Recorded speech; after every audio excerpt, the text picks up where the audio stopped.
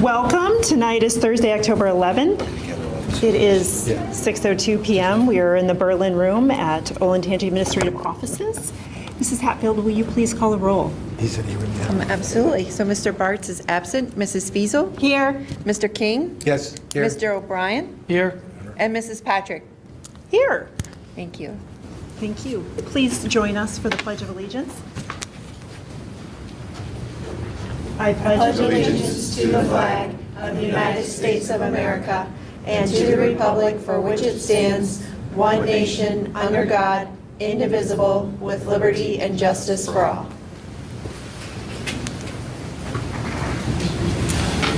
Okay, let's open with a motion to approve the agenda, please. I'll move. Thank you. Second. Thank you. Mrs. Hatfield? Mr. King? Yes. Mrs. Fiesel? Yes. Mr. O'Brien? Yes. And Mrs. Patrick? Yes. Thank you. Okay. First up tonight, we have the Ozone Robotics Club. Please welcome Rory Schmidt from, that is the Orange High School instructor. You don't look like Rory.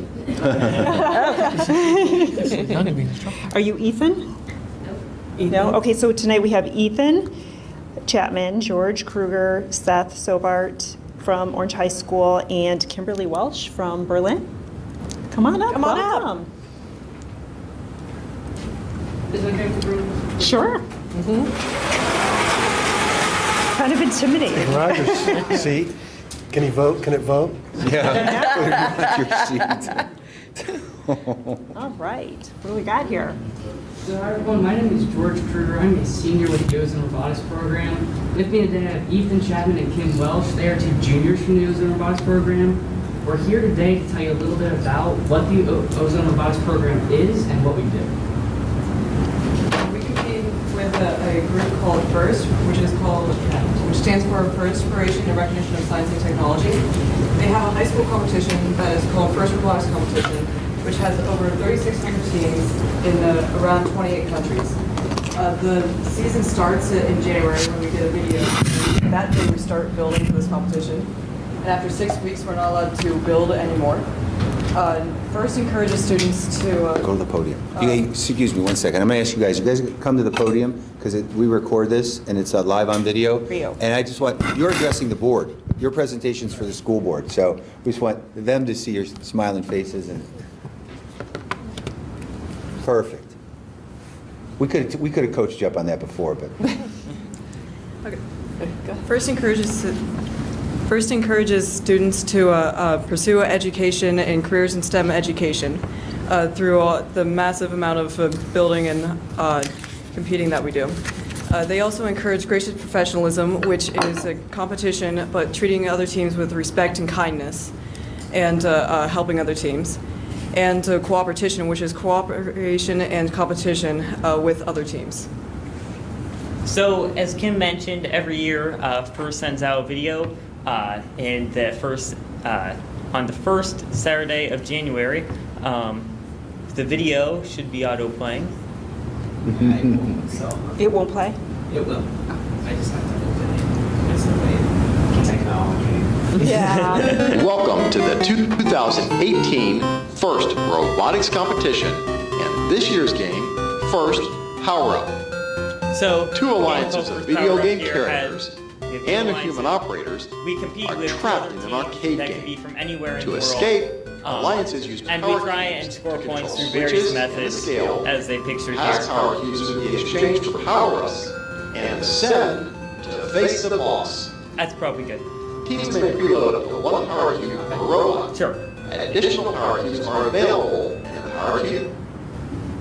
That's just a quick outline of what the game was this year.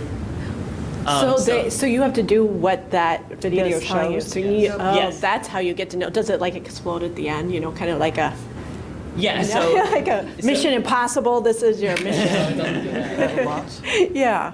So yeah, we have that video, and then we also have a comprehensive rule book that we get to work off of for the next 6 weeks and then throughout competition.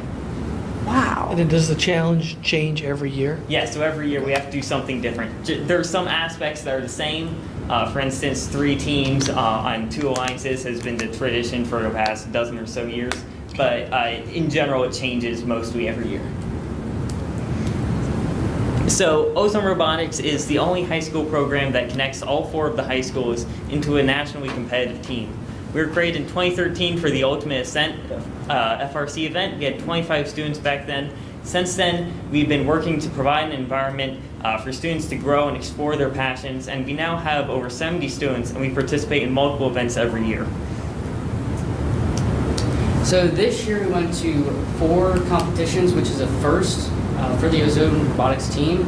We started off with the Miami Valley Regional, where we were ranked 6th, and we were quarterfinalists as the 5th Alliance captain. We then moved on to the Buckeye Regional in Cleveland, where we were ranked 31st, and we were quarterfinalists again with the 6th Alliance. Our next competition after that was the WOW District Championship, which is an invitational event where we were ranked 4th, and we were finalists as the 3rd Alliance captain, which is our highest finish ever. So at every competition, we're always getting better. This is our match video. I don't know if you want to play that as well. We'll just show you a brief excerpt of it because it's several minutes long. You can skip to a minute in or so. Great. So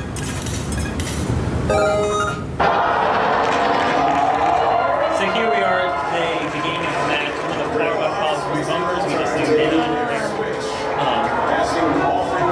Not here. Thank you. So this is the autonomous period, and then we hear the bell, the tower-operated period begins, and one of our great drivers begins to take over. So we just dropped a cube on the scale. Now we're turning around to grab another cube. We'll drop that on the scale as well. And our alliance partner just helped us as well by dropping a cube on the scale. So, actually, it looks like we're putting this one in switch. So then, once we do that, we turn around here, grab another cube, drop it, grab another one, drop it, and we're one of the fastest spots in how quickly we can get these cubes onto the scale at each of these competitions. So now we're going to grab that extra bot that's just sitting out in the middle of the field there, turn around, drop it, and by doing this, we can consistently get very high scores of cubes at competitions this year. That's good.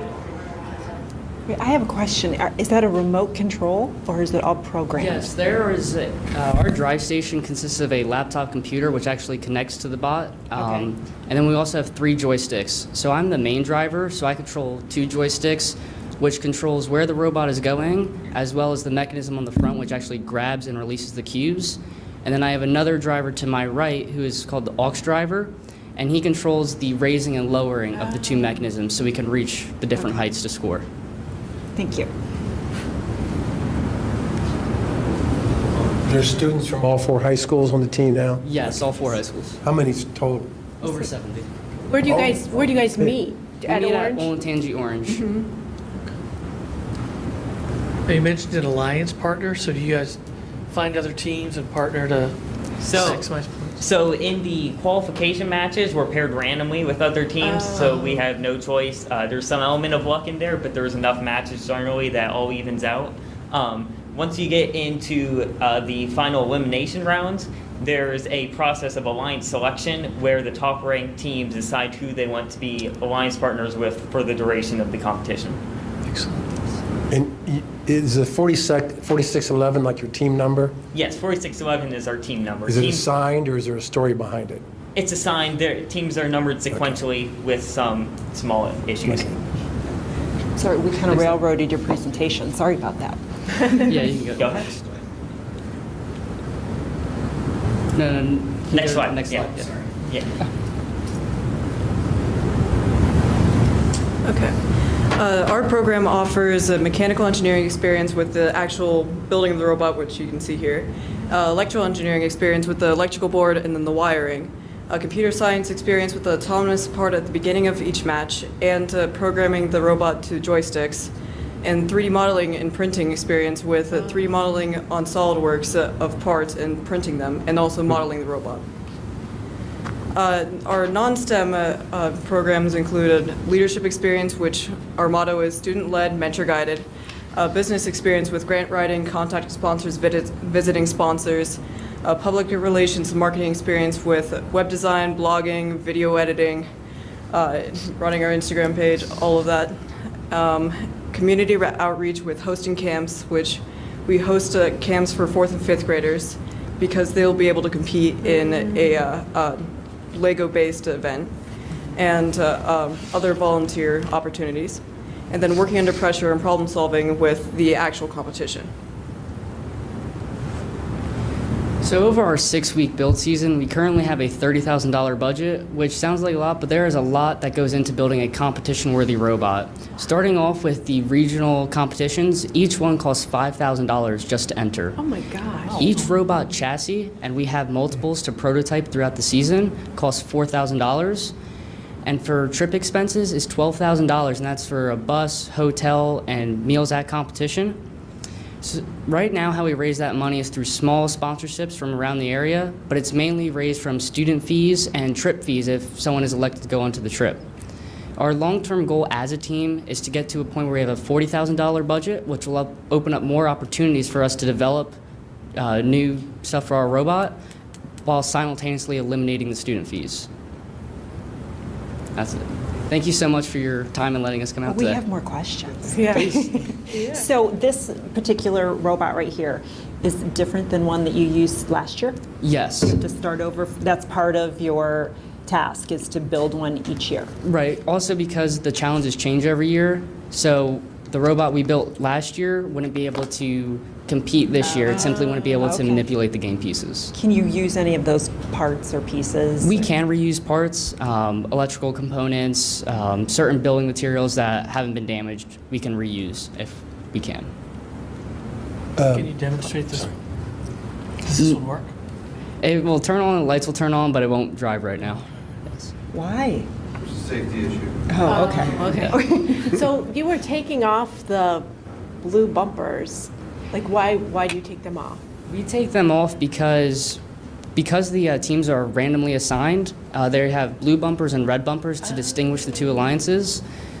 So sometimes you can be blue for matches, and sometimes you'll be red. Gotcha. And going into the finals, as teams get knocked out, if both the red alliances in the quarterfinals win, yeah, you you have can't to have two switch. red going up against. You have to change them again. So that's why they change.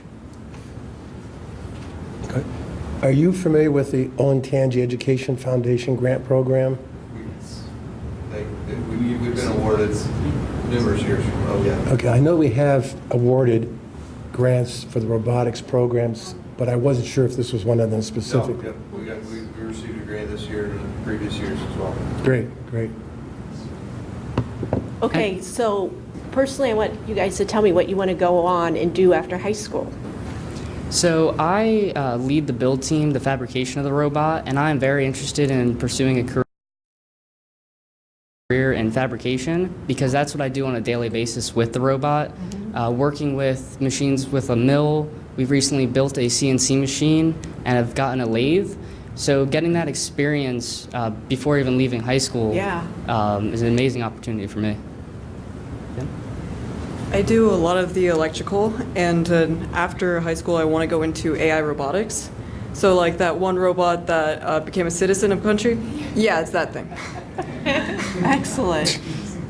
I'm part of one of my favorite parts of the team is the scouting, which is basically analysis of our teams and a lot of number crunching in that. And that's led me in part to be interested in studying data analytics and statistics in college and beyond. Moneyball. Well, George, have you worked in any type of manufacturing, fabricating job outside of this yet? I have. I work for a company called Electromotion, and they repair and create parts for race cars, specifically for NHRA. So I work on the ignition systems off of the top fuel dragsters that go over 300 miles an hour and Okay, down I the was quarter going to mile in 3 help you out with seconds. like an internship. You're good. You could already work there. Wow. Well, are you all seniors? No, I'm two a senior and two they're both juniors. juniors. Junior. Okay. Well, Yes, fabulous. this is Any other amazing. questions? Yeah, very Yeah, much great. so. And Rory, didn't you graduate from Olentangy? Yeah, I'm a 98 grad Yep. from Olentangy. Good to see you contributing again to your alma mater. Trying to make my parents proud. Yep. Keep working at it. So the video that you showed, where did that take place at? Where was that competition? That was at the Buckeye Regional up in Cleveland. In Cleveland. Yes. So what's next on your list for competitions? We don't have anything on the list for competitions. Coming this January, the first Saturday, we'll get the release video for this year's challenge, and they will release the code so we can access the game manual. And that starts our 6-week timeline. From that day, it's 6 weeks, and after that is when we'll start So going in to the spring. competitions. Yes. Yes, they're going to work on getting us the invitation to their next competition sooner than 2 days ahead of time. Right, Mr. Stillbar? Is there any in the Columbus area? Yeah, so the Quarry Invitational, which we went to recently, which is a small off-season event, was at Worthington Kilbourne High Yep. School. Oh. And the WOW District Championship is at Otterbein. And I must say, they have the best logo. It's awesome. Their club has the best logo, in my opinion. Yeah. Because it incorporates all the school colors. It's the black O with all the school colors in it. They are doing a fundraiser too. They're Yes. selling those clothes, so if you want, if They you're can, interested. they sell merchandise. Elaine's got a jacket on. Was that what, do they, does it have Yeah. a bus on one side? Like I saw something at the bus garage and it had the. Oh, no, this is, Elaine's got the jacket. Model it. See how it's got all the colors? Oh, I like it. I like it. Yeah, so since we have students from all 4 schools, we wanted our logo to Yeah. incorporate the colors from all 4 schools. That's great. Yeah. Any other questions? It was called Ozone because when the team was first created, there were still only 3 high schools, and that the element ozone, it's O3, so Olentangy, 3 high schools. Mr. Spinner, you see you screwed that up. I'm sorry. Tetra oxide is a naturally occurring, it doesn't sound as cool.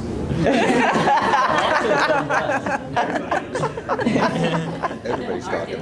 Yeah. Well, Any this other is questions? great. Yeah, that was No. great. We really enjoyed it. Yeah. Thank you. That's great. Thank you so much. Thank you so much. That was Yeah, a great presentation. Great job.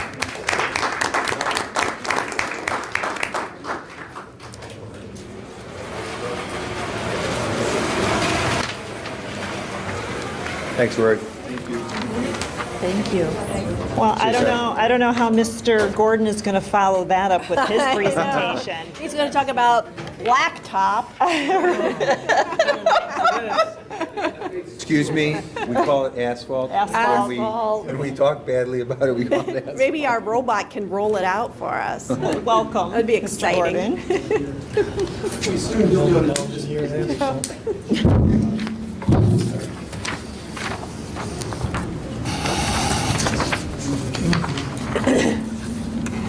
Certainly not as cool, but just as necessary. Thank you.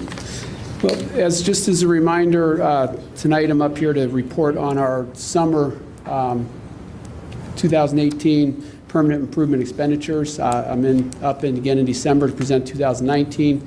Was here last December to go through and presented these items of what we plan to expend, and now reporting back to what we actually did expend. I am not going to bore you and go through every item on here. I'll just point out a few things as I go through.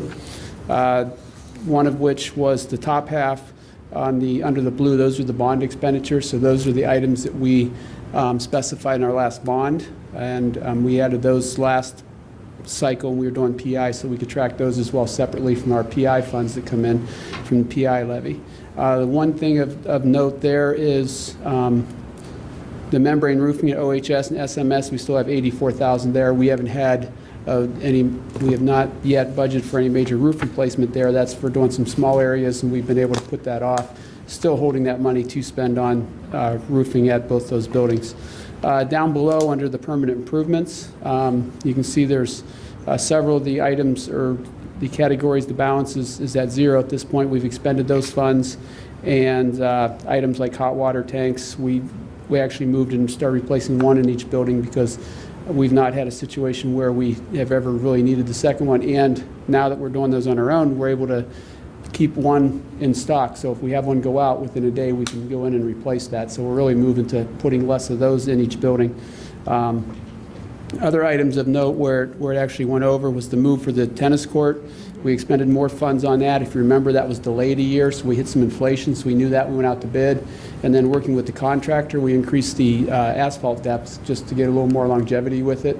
And so there were some extra funds there that we we expended. The second one was we had planned to do the Olentangy High School tennis court surface this summer, and after we got through the winter, we found that Liberty really did not fare well through the winter. It was due next summer, so we went ahead and moved that up and did a recoat rather than. It still will need in a few years to take it all the way down and redo it, but we put a recoat on. It'll get us a few more years just so we get through the spring track season, or I'm sorry, the fall tennis court season.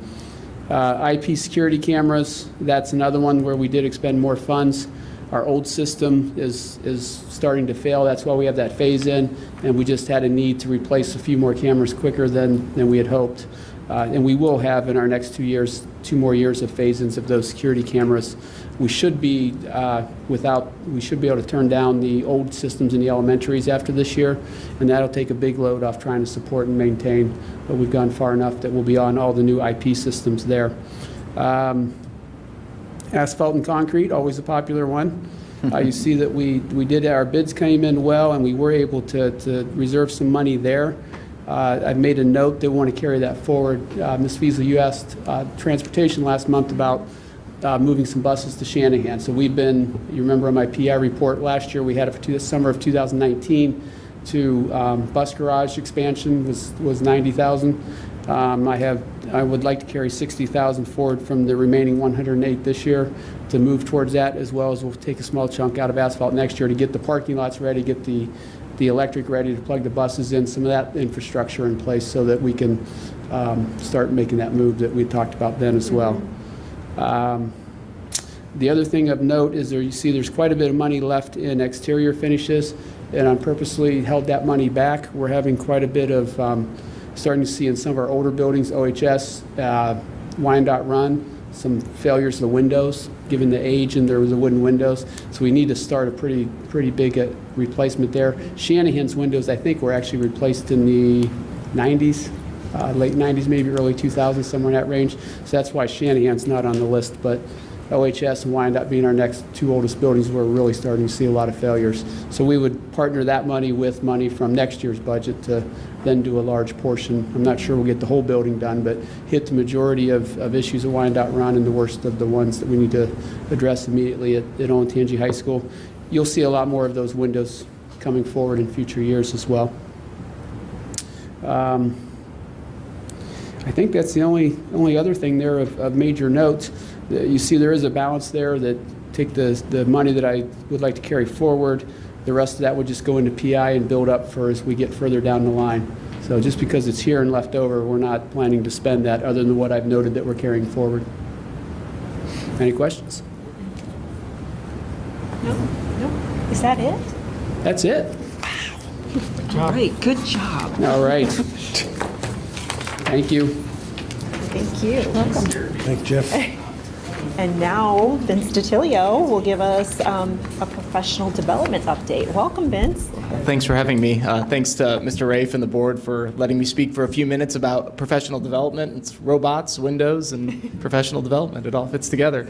Yeah. So usually when I come out and speak, it's in the spring, and we're kind of talking about the feedback we've gotten and the success of the year. But I'm excited this time to sort of take a little bit of a different path on this discussion and sort of share with you a little bit of a review of where we've been with professional development, where we currently are, and then also where we see ourselves going in the future, so you can kind of get a whole big picture there. This is also the first time I've sort of talked to you in a new role for me and just sort of transitioning a bit over to purely focusing on professional development and professional learning. And if you know me, that's a good thing for me because that's what I've always been really passionate about, and it's what really led me here on my path. So with that, I've been spending a lot of time this year really trying to create a comprehensive plan, K-12, for professional development, meeting our teachers' need and growing our staff. And that really begins with an assumption that in order to maximize student learning, our mission, we truly have to maximize our teachers' learning.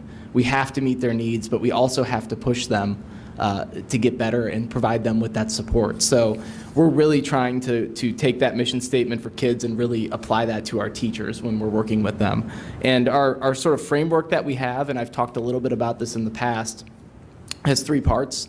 And the first part is a district focus. And we've always that's been a tradition here since I've got here for a long time, that we have a district focus that everyone is aware of and sort of really pursuing each year. And we build that through involving lots of different people, feedback from teachers, administrators, our team doing reading, researching, getting out and about and seeing what's going on in education.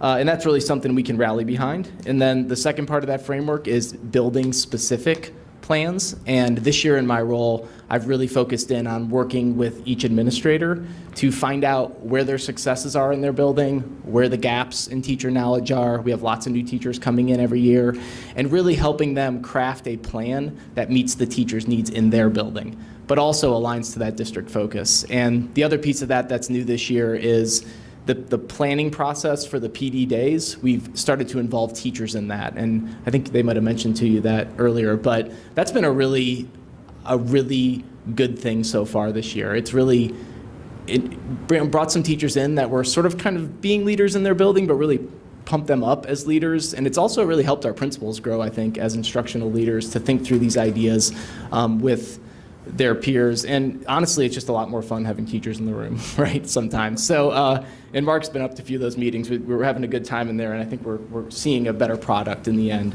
The third part is one you're really familiar with. This is our personalized professional development offerings. This is OPDA, the Professional Development Academy. Right now, I don't think any other district that I know of is doing anything like this. We have probably 25 to 30 classes running right now.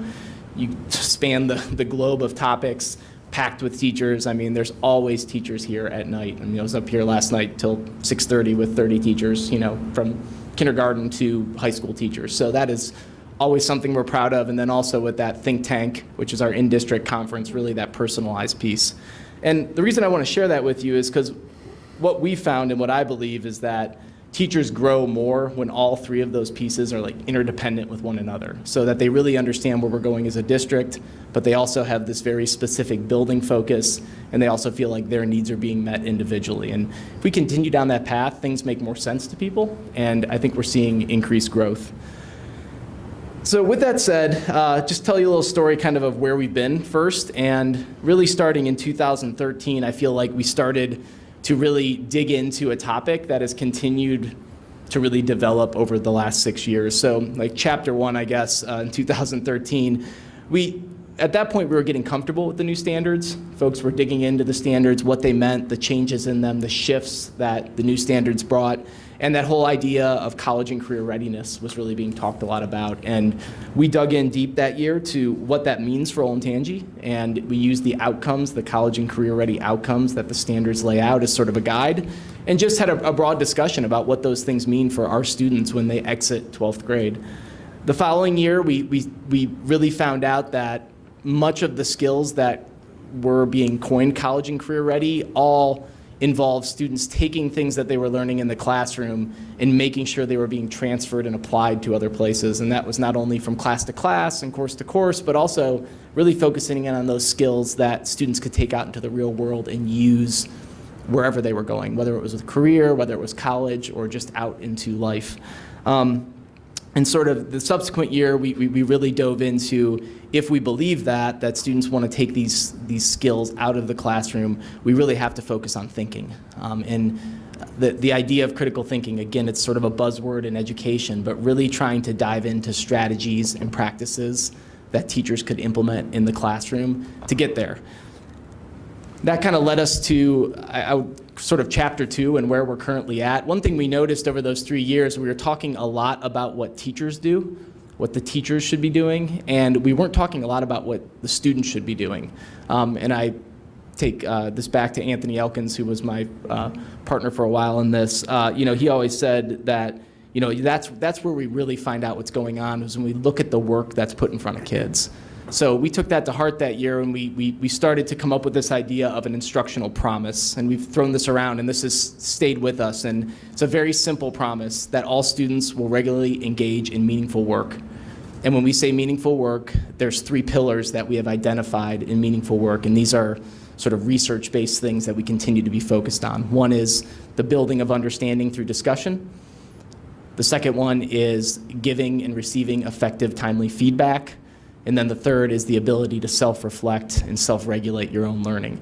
And we feel that when those things are present in a classroom, the work becomes more meaningful. And I always think in my own life, the work that I find meaning in, I share it with other people and talk about it. I get feedback on it, and I also think about it a lot internally and ask myself, am I going the right way with this? So we've had a lot of success in maintaining a focus on that because they're tough topics and they're things that teachers want help with. We followed that up with a look at how that work is created, and what we found is most of that work for students is created collaboratively. It's created in teams. It's created in the collaborative time we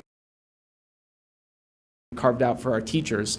So we really focused last year on improving and focusing in on what best practice looks like in that 45 minutes of your day, or if you're meeting after school for a staff meeting. And that involves sharing routines and strategies and protocols for not only co-creating work, but also evaluating student writing.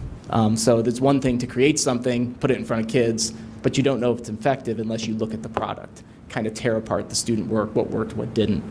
And then that sort of leads us to this year, and I think this has been probably one of our most popular sort of district focuses because it was very timely. I think we sort of maybe missed a character or a chapter or a story along the way, the importance of interactions and relationships with students. Over the last couple of years, I've had conversations with what I would consider some of our best teachers who were struggling with relating to kids and struggling with really feeling connected to their kids. And that conversation has taken many forms, from social emotional well-being to how students interact with one another in the classroom. So what we decided to do this year was to really focus in on the idea that the day-to-day interactions of a classroom develop into relationships over time, and that those relationships turn into the culture of thinking and learning in the classroom. So we've been really asking teachers to be reflective. If there's things going on in your classroom that you don't like, that you don't think are right, trace that back. Let's look at the relationships between the peers in the classroom and myself as the teacher, but also let's try to trace those back to the day-to-day interactions between a student and teacher and a student and student. And I think this is just a timely topic for a lot of people. And it's also been nice because our people service department has really been able to get behind it. The folks who are working on the non-academic barriers have really been able to get behind it. Our kindergarten teachers are behind it. Everyone really can relate to this idea. And the great thing about it is the way we've approached it this year, and this is another thing I wanted to do today, is highlight some teachers who are really taking these ideas and putting them into practice. And when we have a PD day, the first thing we're really worried about is making sure people don't fall asleep and making sure people aren't furious with us. So we are really focused in on modeling and studying routines to help teachers build positive interactions between themselves and their students and student to student. And most of you I know are familiar with this from the business world, but the power of protocols and strategies and routines to really focus the time you have together. And the picture on the left is from Orange High School. That one's not really easy to see, but Andrea Vasulius and Kyle Higgins, two English teachers at Orange High School, have both done some work with routines around discussion and discourse and how you get kids to talk to one another face to face and have discourse. And they're modeling a strategy with their staff there called MicroLab, which is it's basically a structured way to get people's take on the same idea. And it forces active listening. It's a quick time protocol, but they shared that with all their staff members around what a positive student relationship looks like. So they were modeling that there. On the other side, you have Tyler Run teachers who are working through a protocol called meaning making, which is one that I really like. And it's a way to explore a new idea in about 10 to 15 minutes with a group of people. And it has very little talking. It's kind of a silent study of a concept. And we got a lot of positive buy-in for that one. And it leads to some consensus around a topic in about 10 to 15 minutes. And that's great because people were happy. But the best part is when we see teachers not only doing the things in the classroom, but sharing them out on Twitter, what they're doing. And I use Shane Schoaf as an example of a really great young teacher that we have in our district. And Shane is at Orange Middle School. He's 8th grade, U.S. history. I love Shane because pretty much anything we show him, he will try it, he will tell us, he'll give us feedback. And Shane has really been focused on developing a culture of collaboration in his classroom, a culture of respect from student to student. And he's modeling here or using a routine called Chalk Talk, which is a purely silent discussion. And it's great because you get middle school kids to be quiet for like 15 minutes. But when I see that picture on the right, that's what learning looks like. I mean, that's kids like leaned in, focused, collaborating with one another. And the feedback from Shane is just that how much further his kids get with having the protocol and routine versus just throwing out these questions and just kind of doing this, sort of unstructured kind of talk with kids. And he's trying a lot of different strategies, but this is a lot of the work he's doing looks like this in his classroom now. And then maybe even cooler than seeing it in the classroom was something I noticed afterwards was that the people were even taking the routines outside of the school day. So Rachel Dobney, who's our high school gifted coordinator, she heads up our Global Scholars Diploma program. These are our level 3 students, and they are getting ready to start like a capstone project in level 3. And she was using a protocol called Tug of War that is basically a way to determine priorities. And they were trying to determine what the 3 most relevant, prevalent issues facing the world are today. So these students are working through that protocol to try to focus their projects. And then this one's my favorite, is that Tori Fedak, the assistant principal at Olentangy High School, noticed her volleyball coaches using one of the protocols we shared called the readiness ruler, which is an interesting tool. And it basically they were using it to evaluate the relationships between their players and how they could improve those. And really that protocol is focused on identifying the root cause of a problem, like getting down to really, what's causing our issues, and then self-motivating the learner, the student, to take the next steps. So when we see those 3 levels, we know we're doing something right. And I really think that the idea of protocols and routines have a lot of power because they're not tied to a certain grade level, certain subject area. There are a lot of the things people are struggling with is how to make this kind of learning happen. So I see us really continuing that focus. The other thing I think it brings us back to, and this is where I think we're headed, is kind of full circle in a way. Because a lot of the things that that type of teaching and those protocols do lead us back to these college and career ready outcomes. And I know Mr. Rafe mentioned last time about the portrait of a graduate and taking a more serious, detailed look about what's going to be left behind after 12 years of being in this experience at Olentangy, and what do we want students to walk away with? And a lot of those things are going to be more dispositional, like how they approach work, what kind of, how they look at problems, than the actual content. And I think that that's exciting because I think those are the things teachers are asking for help with, right? They know their content. They're content experts. They're great. They want to get kids talking and working together. So I'm excited to kind of circle back around to that. And I think we're in just the planning phases of what that will look like. But that's sort of where I see us headed. And I thank you for your time. I could talk all night about that, but that was the quick version. So if you have any questions, I'd love to answer them. I do. So Vince, you have a professional development day coming up in a week and a half? November 26th. Monday after Thanksgiving. The Monday after Thanksgiving. Okay. So help me understand, because I attended one last year. I worked to help them do a dyslexia simulation. Mm-hmm. But there was one class, and it was more focused on getting kids to interact, and it was after we had lost a couple of students. Okay. It was packed. Yeah. So I know there are certain things that you have to cover, like professional development, state mandates, things like that. Tell me how that day looks. Do you do that in the morning, and then you have sessions and people can attend various? Well, there's a certain amount of autonomy that we give each building. Okay. But when we share the district PD, we try to model for them, if it was my building, here's how I would take this. But then we always give them time to say, you might need to focus on that in your building if that's an issue. How do you use some of the things we've showed you to explore those ideas? So that's the best way.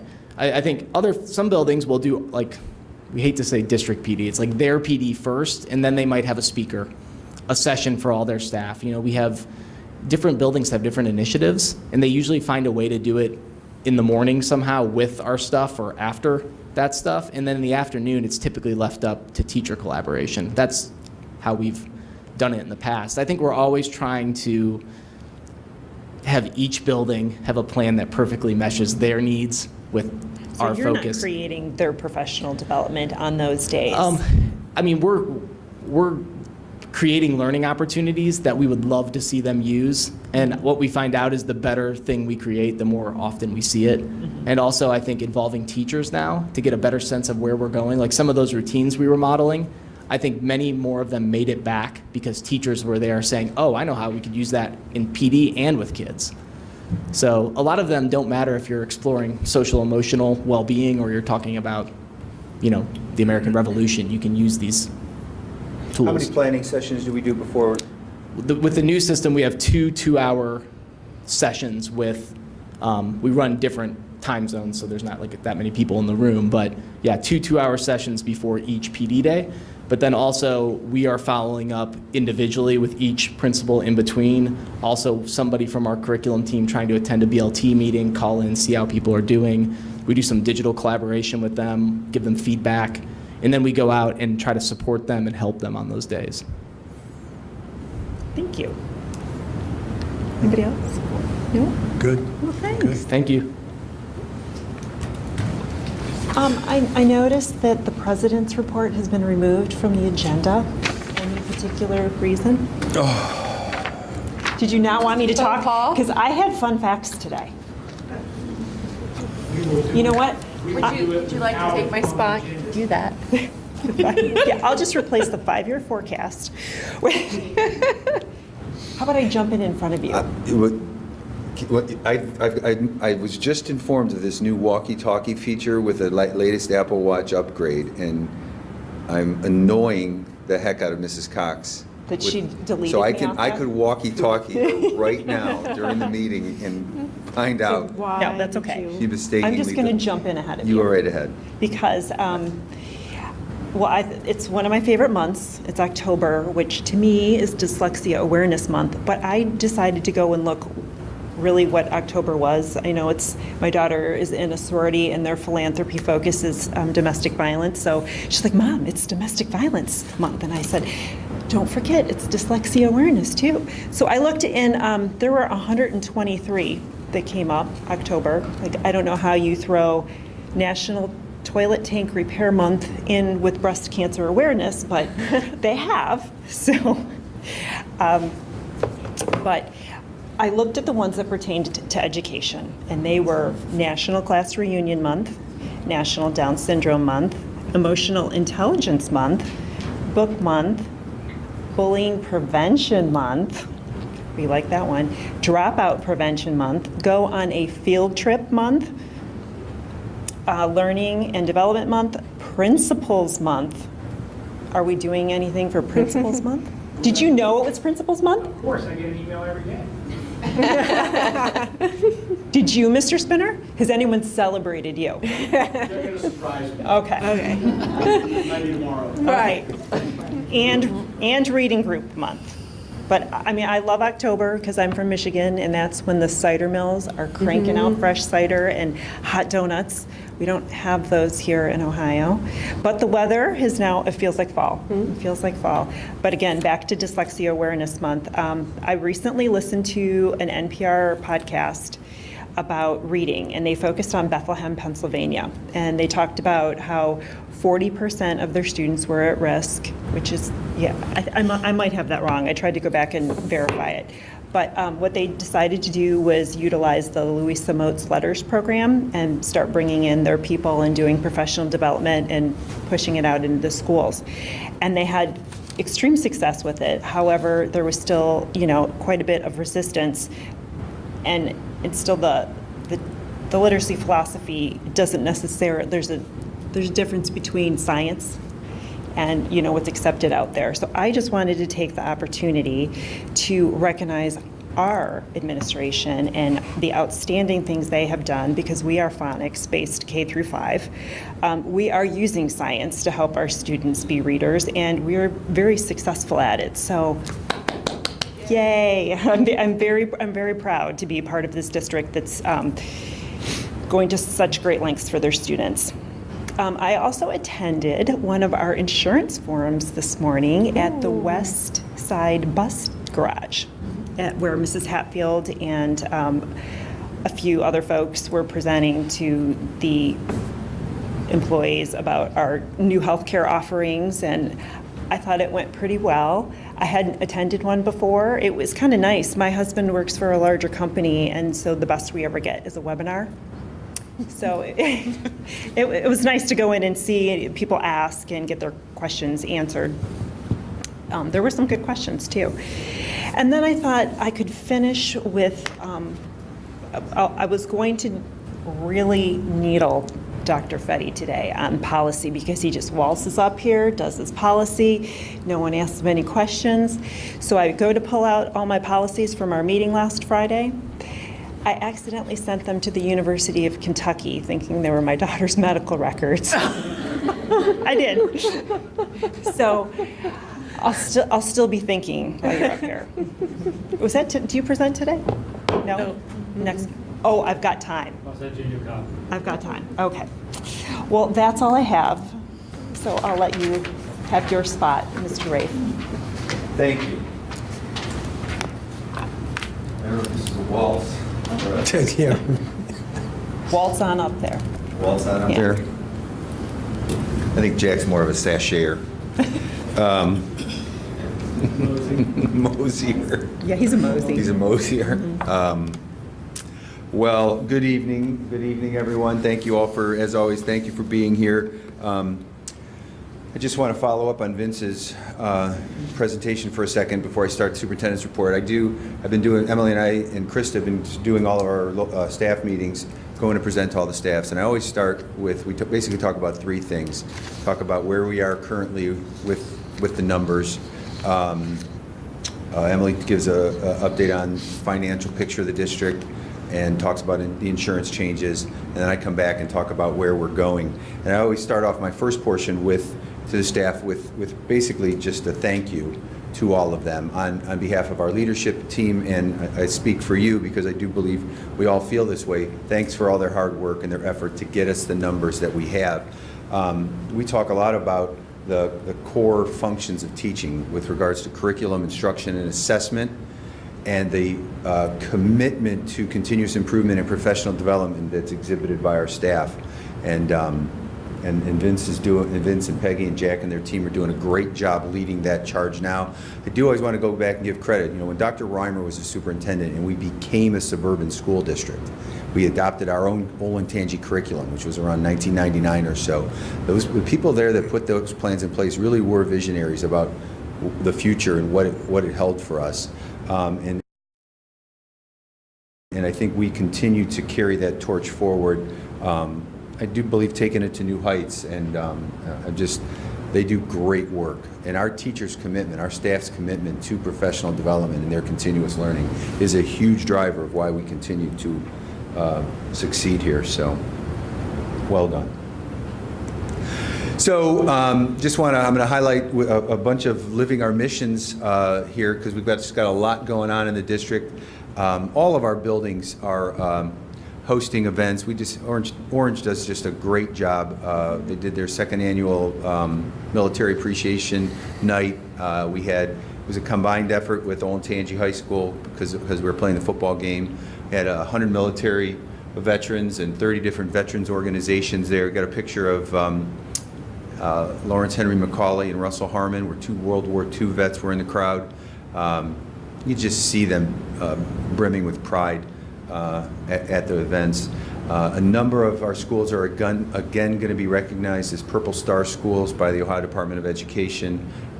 So I just want to really continue to thank our staff members who are leading those efforts. There was a request, we did get a request to have somebody, in case this comes up somewhere, but we did get a request for the board to pass a resolution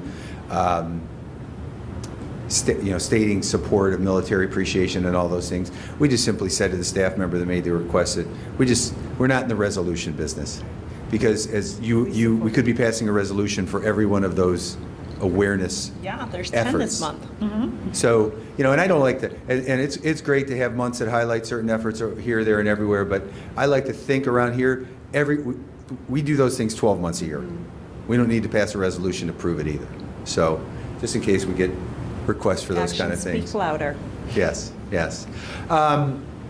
We partner with the Delaware General Health District to provide flu clinics throughout the district. I think this is a great program that we have. It helps keep our kids in school. So I'm very proud of our pupil services teams and their efforts to partner with the General Health District to provide those flu clinics. So those are going on. Get your flu shots. As Vince, this was a very similar picture, and Mrs. Patrick, you got to meet some of these students and you popped in. We participate, again, a lot through Vince's leadership, through a program with the Columbus Council on World Affairs called the Global Scholars. We have 150 high school kids participating in the 3-year program. Again, it's kids from all 4 high schools coming together, working together collaboratively.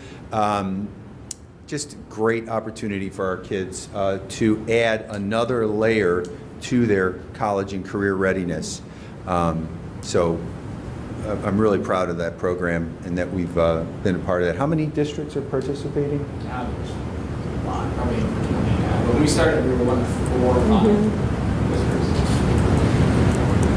A lot of our schools are participating in kindness campaigns. So here's a kindness is contagious. We launched a Facebook campaign as a district.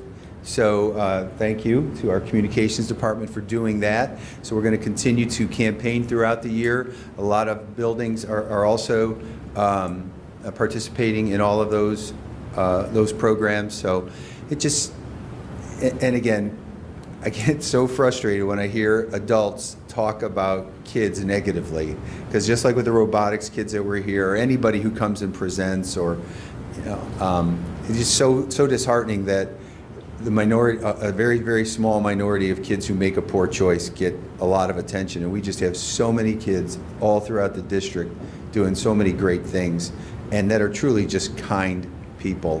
We've got to keep remembering that and focus on those positive things.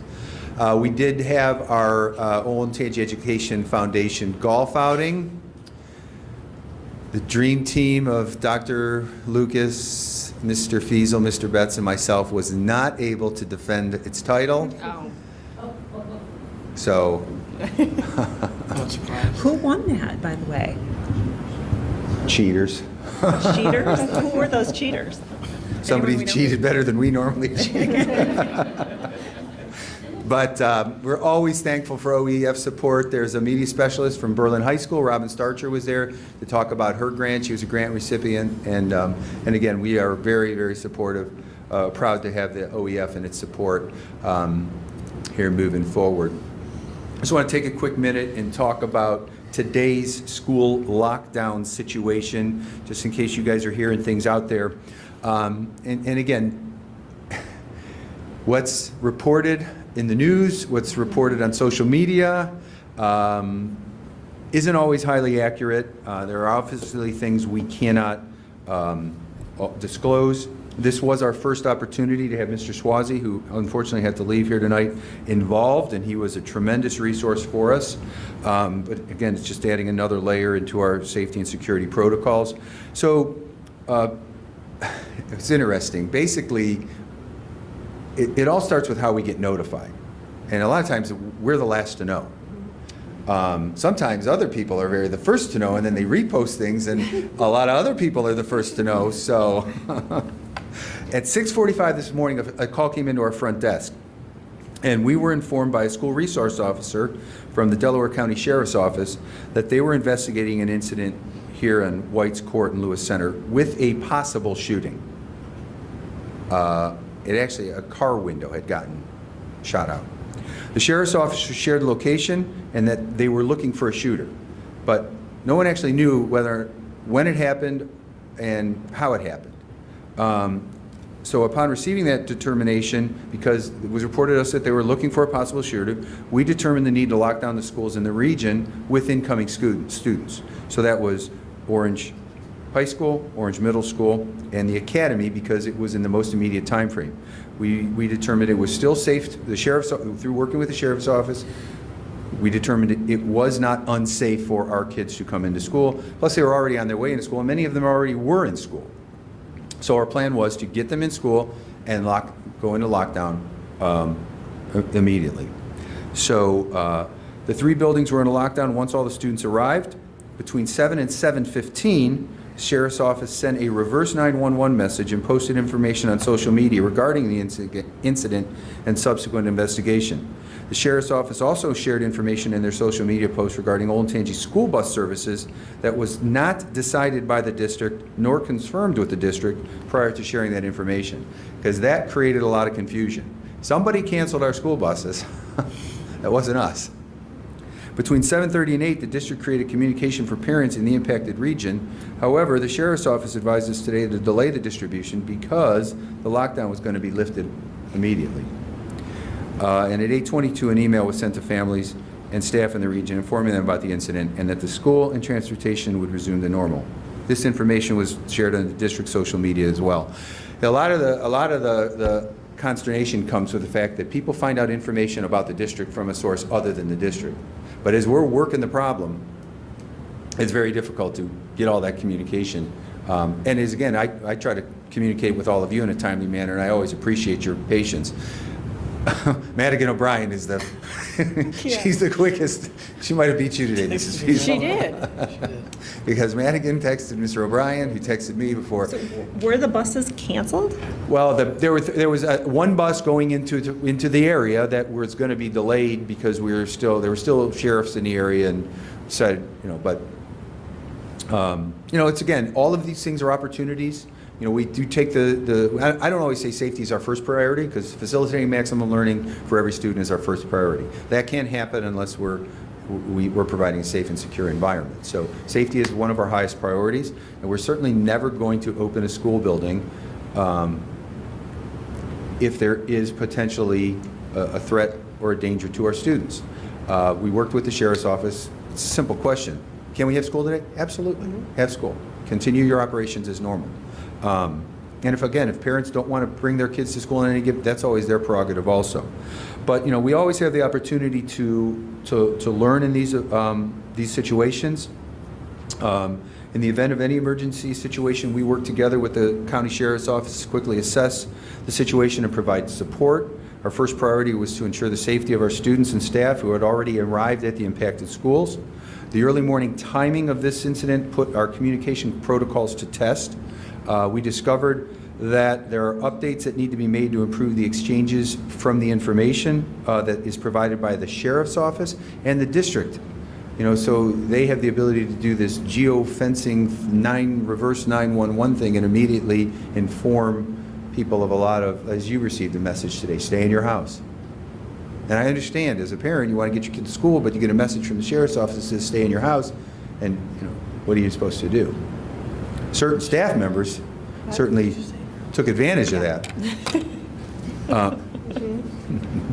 And we can't control the sheriff's information that the Sheriff's Office shares with the public. We need to improve our timeliness of messagings as we go the communications within our office. So, this was the first time we kind of experienced that reverse 911 hitting out there before we had a chance to get any messaging together and out. So,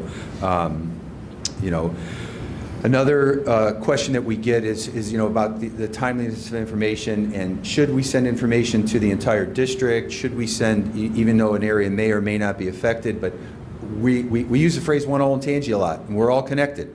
So, we're looking at what information we're sharing and who we're sharing it with. So that's another opportunity for improvement as we move forward. So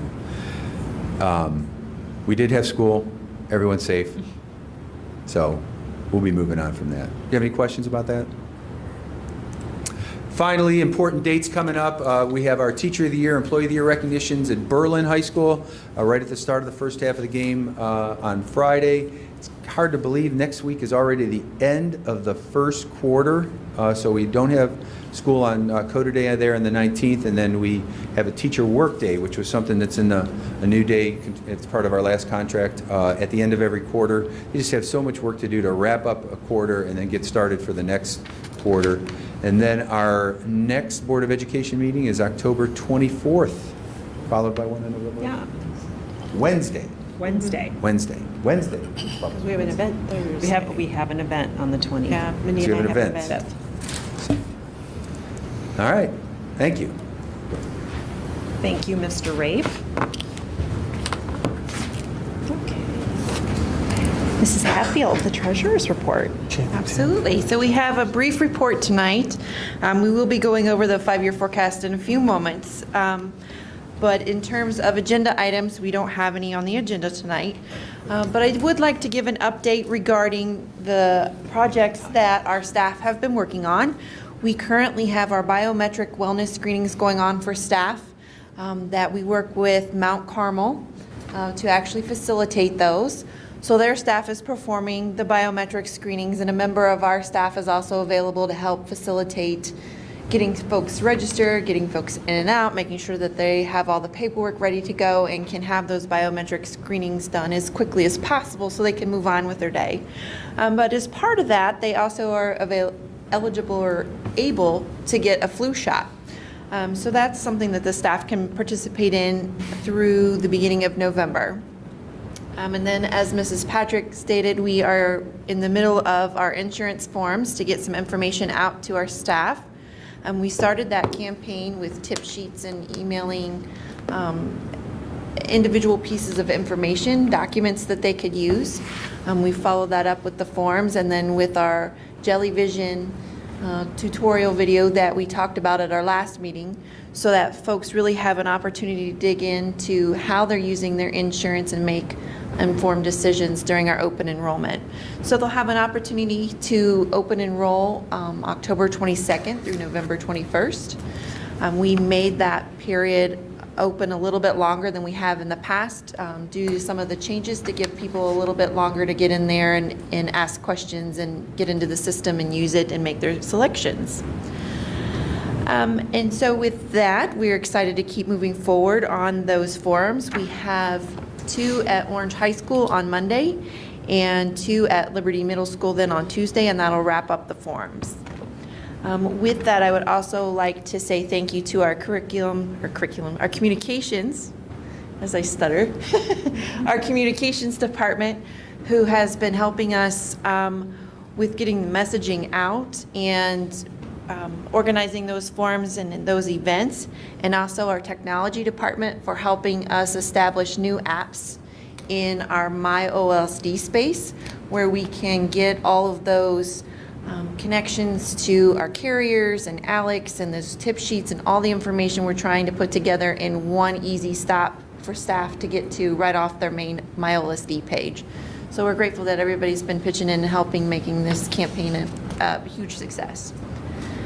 And with that, we'll take a look at our public participation. Do we have any? Kristen, do we have any? Public participation? No? So we don't. Okay. Well, then we'll just move right into your 5-year forecast. Thank you.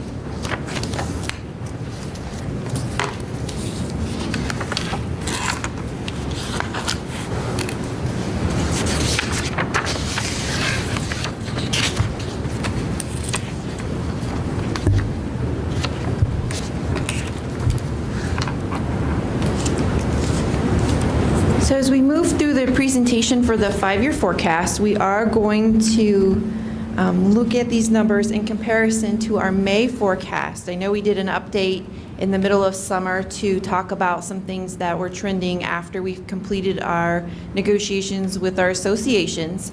But because we filed the May forecast with the Ohio Department of Education, that's what we're going to use as our base for this conversation tonight.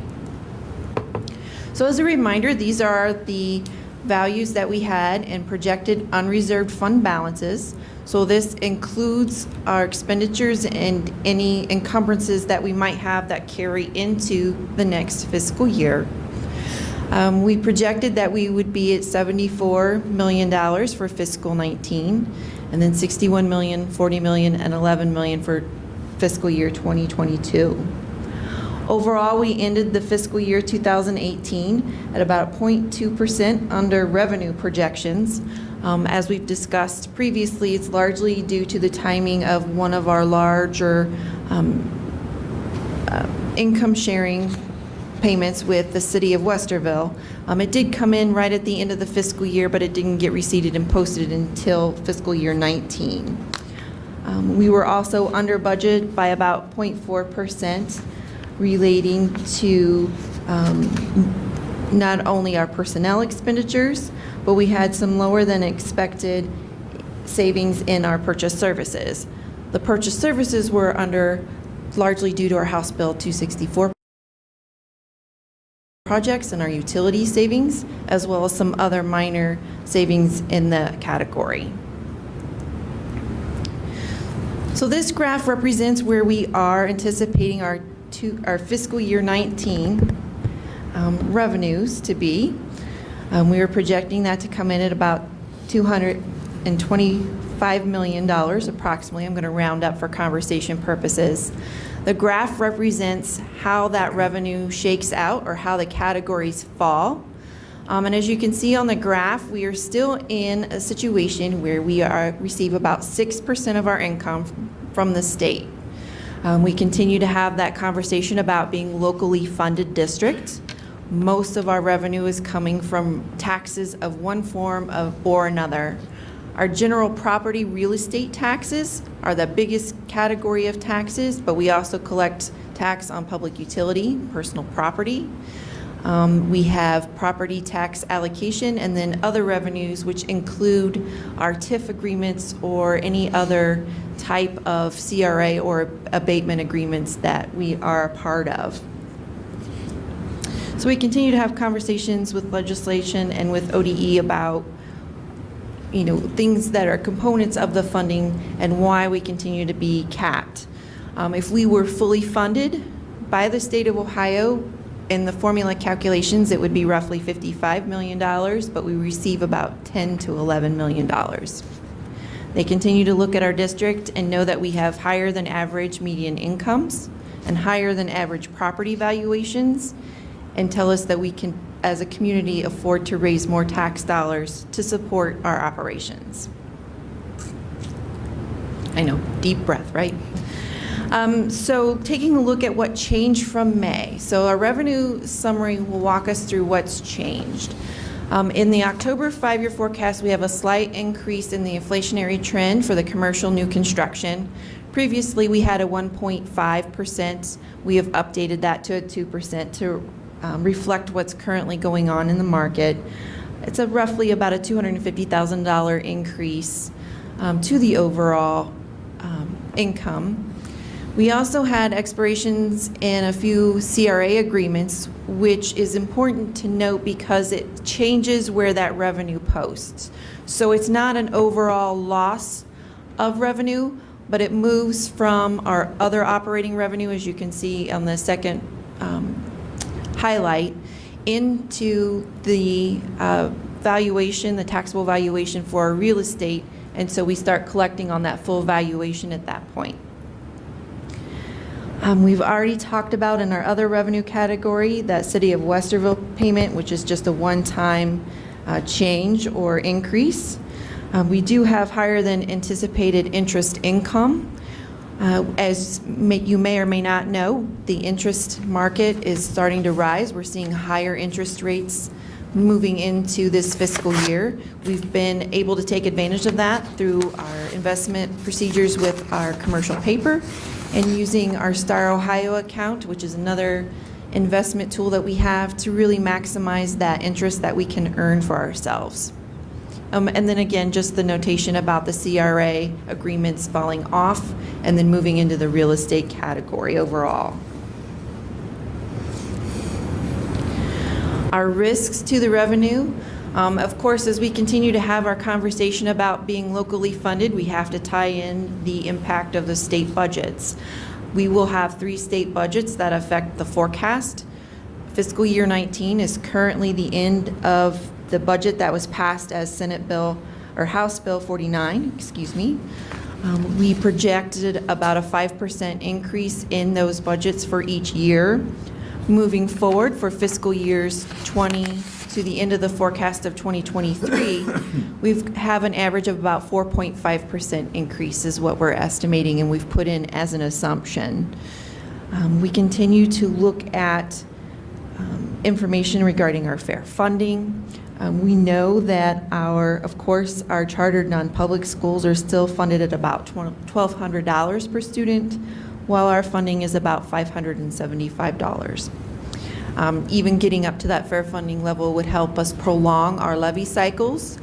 We would still be a locally funded district and have to continue to have levy campaigns. However, it would allow us to stretch that out even further than we already have. Our last levy campaign was 2016.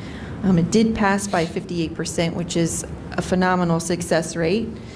That levy campaign promised that we wouldn't be back within a 3-year window, and we will meet that promise. We're looking at a 4-year cycle for our next levy campaign. We are targeting, as of right now, with our expenditures staying on track as we have them assumptions in place, we are looking at the spring of 2020.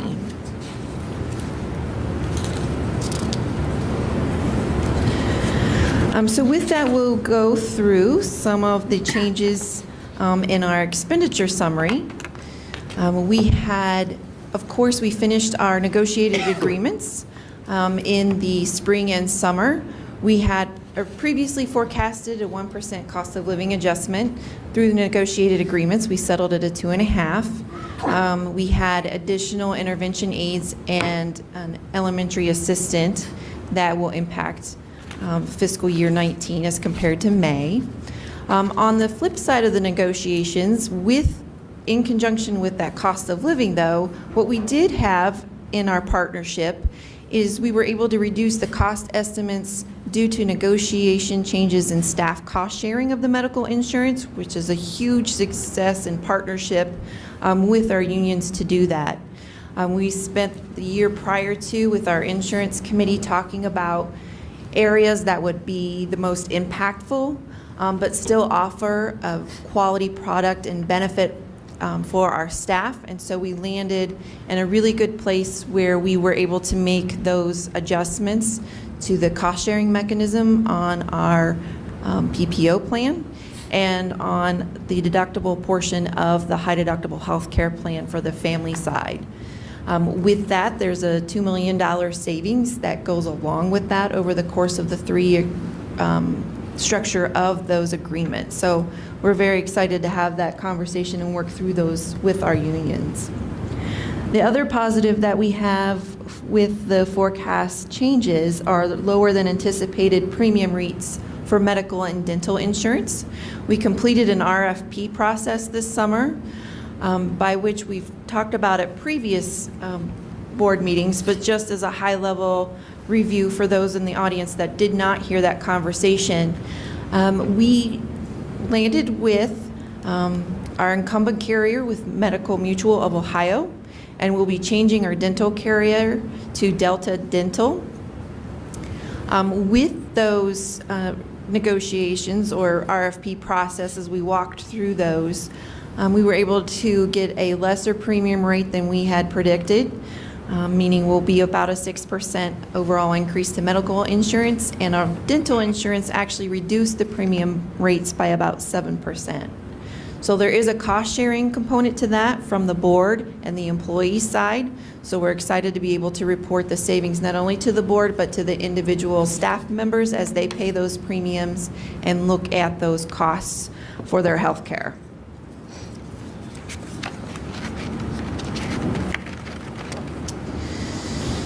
The next slide shows, really represents, I think we've missed the slide. Oh, there it is. I'm sorry, I hit the clicker too fast. Forgive me.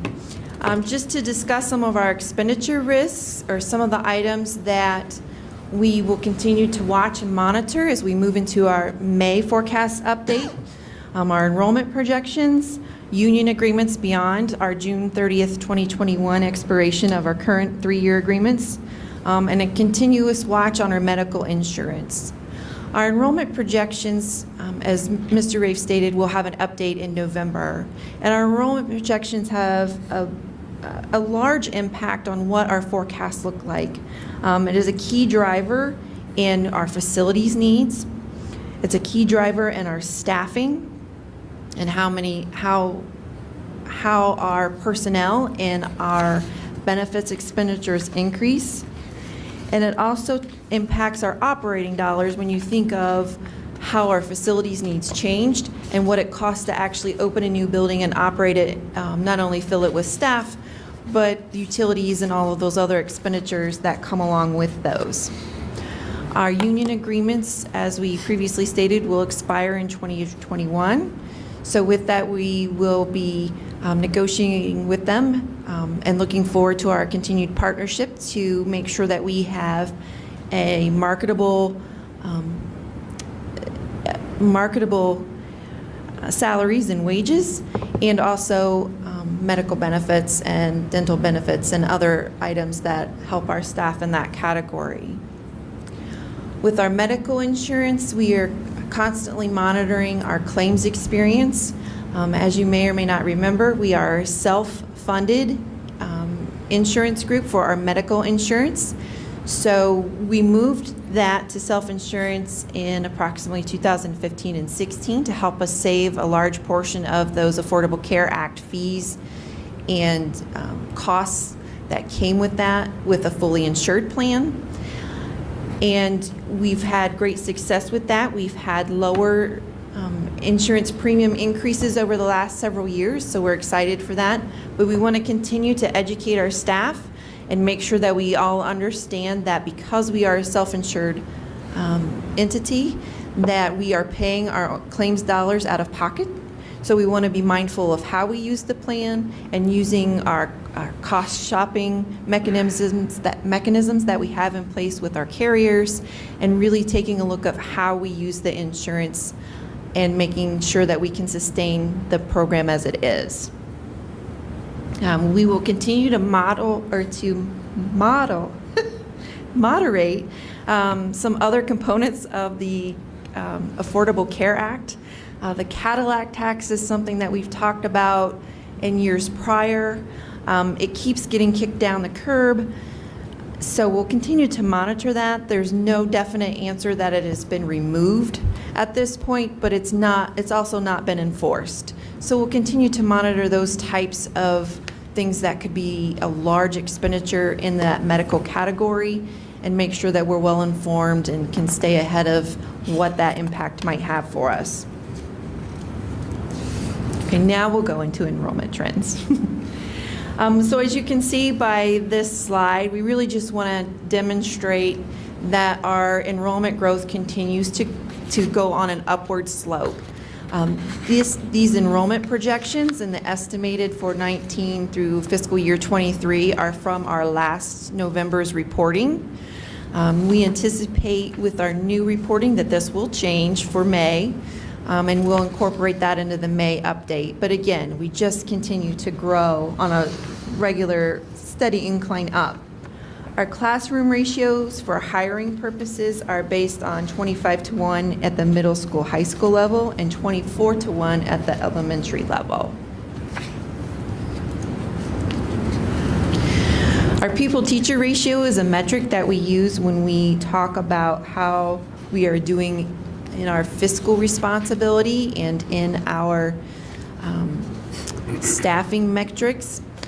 In our CIP, we still have our goal of our 15.5, but the dip that you see in fiscal 19 is reflective of opening Berlin High School. It's simply a math mechanism of having those fixed staff members in place that don't necessarily have a full 25 students every day. So think about it in terms of adding PE teachers, music, intervention specialists, all of those components that don't have a full classroom for each period will help that average come down. But again, by the end of the forecast, it continues to climb in a positive way and come back up to that metric of 15.5.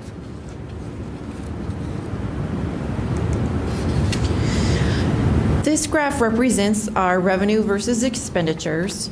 As predicted in May, we are still predicting for fiscal year 19 that we will start to see our expenditures outpace our revenues.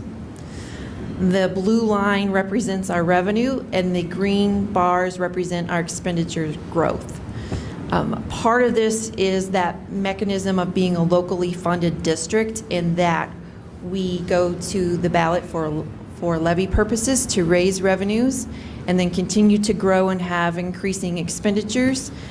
Without the growth in our state funding to keep up with this, we have to continue to talk about a levy cycle and when we have to go back for operating dollars.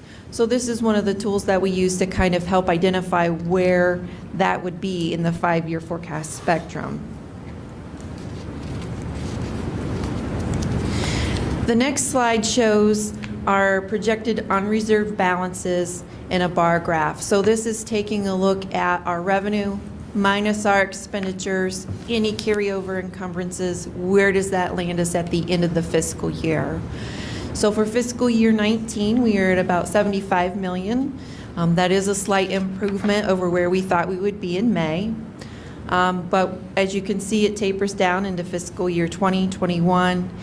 And without any additional revenue, we would actually be in the negative in fiscal years 22, 23. The number of days cash on hand at the bottom are reflective of taking the average cost based on 365 days. And it gives you an idea of what's that relativity of, for example, the $75 million. That's approximately 117 days of operating cash. The $60 million is approximately 88 days, and you can read down from there. Our unofficial policy or cash policy, we recommend that we have 1 to 2 months cash balance on hand at the end of the fiscal year. But we really want to take a look at that fiscal year 20. While it does state 88 days, which is, if you do the math, is more than 2 months, we really want to make sure that we can have a successful ballot item and have the collections on hand before we enter into fiscal year 2021, where it's just above that 30-day. It's not quite 2 months. So we'll continue to look at that as we move into May, make sure that we understand the impact of our new enrollment projections, and talk about facility needs and those additional expenditures that may come from that. The other component that really affected the fiscal year 22-23 aspect was taking a look at some of the assumptions that we had in personnel for those outlying years. Traditionally, we've been using a 1% cost of living adjustment in that area. But the reality of it is, and the market rate of that is that we are usually closer to a 2. So we changed our assumption in those years to help us make sure that we are planning appropriately for the next levy cycle. And we wanted to reflect that in the documentation to help us and our community understand what the market is really doing at this current time. And with that, I will take any questions regarding the forecast. Well, that was my second time through because I attended the Finance and Audit Committee meeting. Anybody else? Not for tonight, but I'd like to understand the House Bill 264 stuff better. If to the extent that the utility savings aren't emerging, are we going to change the spend pattern? But if the benefits aren't going to emerge, we're going to continue to invest in these capital changes if they're not going to pay off. Aren't we still coming out ahead with our energy savings? So they have been, the House Bill 264 project has been successful thus far in creating those savings. I know Mr. Gordon gave a presentation on that. Forgive me, I don't remember the date. But the savings are coming in our utility usage, which there's a lag between that savings and the actual usage and the reporting and paying of those expenditures due to when the utility companies actually bill us back for that, and we can track that through the billing process. So we know that we are getting those utility savings, but we can do an update on that specific project and get you some more information. So if I understood you correctly, then the benefits may be coming in a different pattern than we expected? They're coming I'm sorry, later? could you say that again, please? I didn't quite hear you. Are the benefits just coming in later? Yes, they are coming in a little bit later than anticipated, but they are coming in. And the House Bill 264 project itself was some of the implementation or the installment of some of those components was delayed a little bit as we finished up Berlin High School and got those mechanicals in place. So it slowed down the overall progress or time frame in some of that, but the savings are there. We anticipate that the project will be completed at the second half of this fiscal year. And so the full savings then will be available, will be coming in and a part of that. But we can do more of a deep dive analysis on that project for you at a future date, absolutely. Actually, Jeff, the business office sent me a memo today requesting to be placed on the next board agenda, an update on energy savings program and House Bill 264, so next meeting. Good we will have timing. that. Any other questions? No, it's good. Thank you, Emily. Thank you.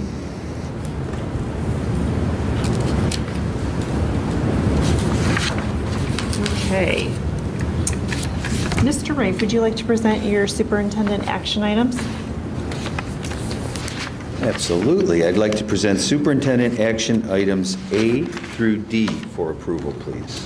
I need to pull B5 out. Oh, I'm sorry. I did that wrong. I knew I wrote myself a note. I apologize, Mrs. Wait, Feasel. didn't our draft have? It is, I would like to present, I'll start with this one. Excuse Yes, me, start Mrs. with that Feasel. I apologize. I will present superintendent action item B5 for approval. I'll move. Second. Mr. King, Yes. Mr. O'Brien, Yes. Mrs. Feasel, Abstain. and Mrs. Patrick. Yes. Just for the audience, that is the approval of pupil activity supervisor employment for 2018-19 for John Feasel to be the boys head basketball coach at Olentangy High School. And he appreciates you not voting no, Mrs. Feasel. So then I will now present the remaining superintendent action items, A, B 1, 2, 3, and 4, C, and D. So moved. Second. Mrs. Feasel, Yes. Mr. King, Yes. Mr. O'Brien, Yes. and Mrs. Patrick. Yes. Thank you. Mr. Meyer, will you please present the Chief Operations Officer action items? I would like to present action item 11A, approve memorandum payment for Catherine Rafe for extended school year services. So moved. A second. Call the roll, please. Mrs. Feasel, Yes. Mr. King, Yes. Mr. O'Brien, Yes. and Mrs. Patrick. Yes. Thank you. I will now entertain a motion to adjourn. So moved. A second, someone? Second. Okay, thank you. Mrs. Hatfield? Mrs. Feasel, Yes. Mr. King, Yes. Mr. O'Brien, Yes. and Mrs. Patrick. Yes. We'll meet back here again October 24th. The night Have a good night. before.